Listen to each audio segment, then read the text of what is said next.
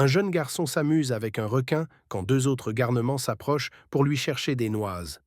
Mais attention, le requin derrière lui n'est pas du tout content.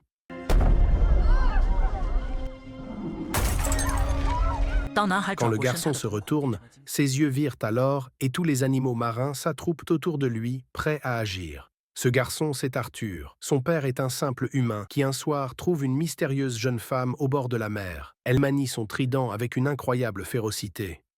C'était en fait une princesse en fuite d'Atlantis. Peu à peu, l'amour s'installe entre eux et voilà qu'Arthur naît, formant une famille heureuse, mais pas pour longtemps.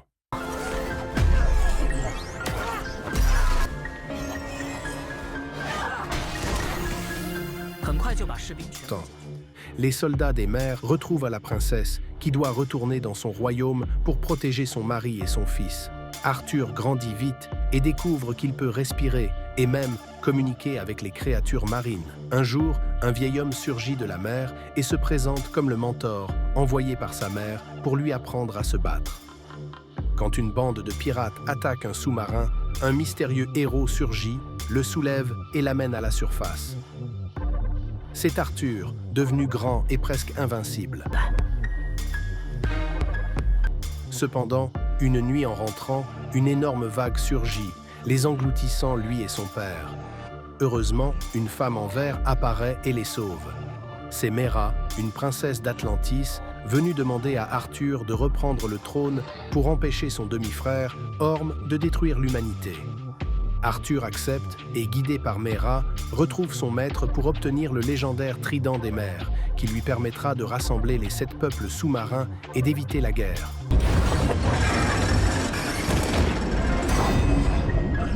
You want conflict? Would you take these chains off, little brother? And we'll see who gets run through.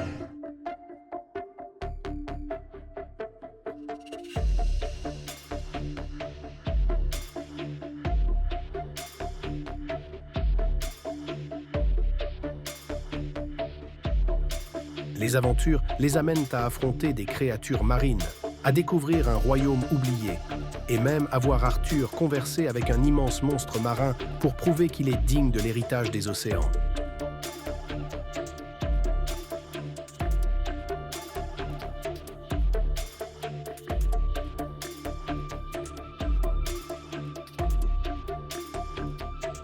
Finalement, Arthur brandit le trident, ses yeux scintillent d'un pouvoir immense, et il devient le nouveau roi des mers. Dans la bataille épique qui suit, Arthur et Orm s'affrontent dans un duel spectaculaire sous l'océan. Mais Arthur refuse de tuer son frère, et la mère d'Arthur fait alors son retour, rassemblant ses fils. Acceptant ses erreurs, Orm se soumet, tandis qu'Arthur, avec le soutien de tous, devient officiellement le roi des mers. Et ainsi, sa famille est enfin réunie pour vivre de nouvelles aventures.